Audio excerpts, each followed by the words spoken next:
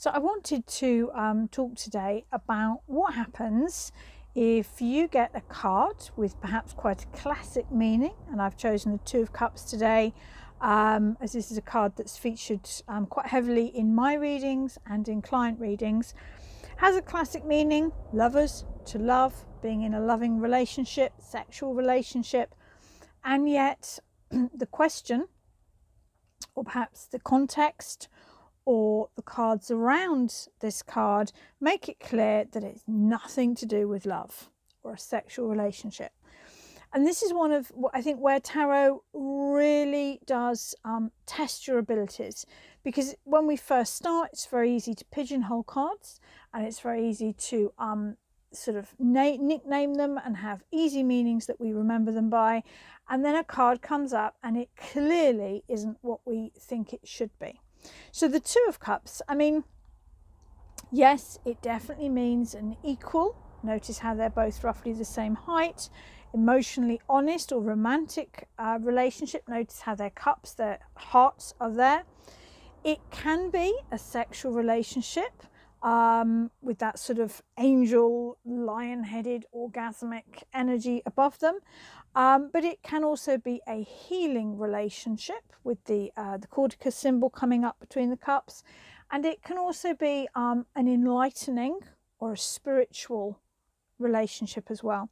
Please remember, in this deck and in every deck, the gender of the people can refer to psychology as well as actual physical gender.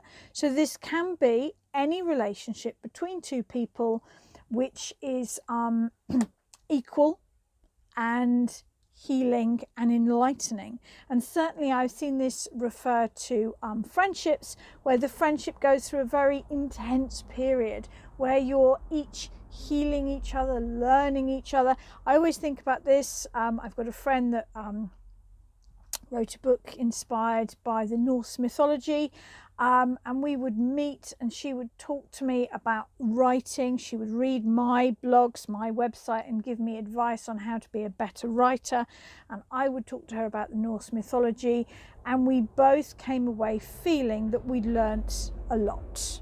So it can be that sort of relationship. Just recently, I've noticed it both for myself and for other clients that have been coming out of traumatic or difficult relationships. And it's very easy to see it and go, oh, whoopee, new love, how exciting. But then I look at the other cards around it and it makes it very clear that it's not new love. It's something different. And then we need to decide that when we see a card with multiple people or multiple images in the card, they can all refer to us. The tarot card can be a reflection of you. And then the Two of Cups, very similar to the Lovers in this sense, actually reflects myself or my client loving ourselves, feeling complete, not needing someone else. Because of course, when we're in a relationship with someone and we need them, it's codependent. So the Two of Cups has been reflective very much of myself and several other clients, digging deep, self-nurturing, spending time with myself, learning to meet my own needs, learning to feel complete and whole within myself. And that's been very inspiring, actually. I've got to the point where I don't feel like I need to share my life with anyone. I may choose to at some point, but that need has gone. The Two of Cups now reflects me.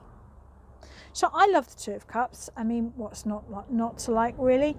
But I think I just wanted to share, because it's been a card that's popped up a lot in quite unusual circumstances for clients.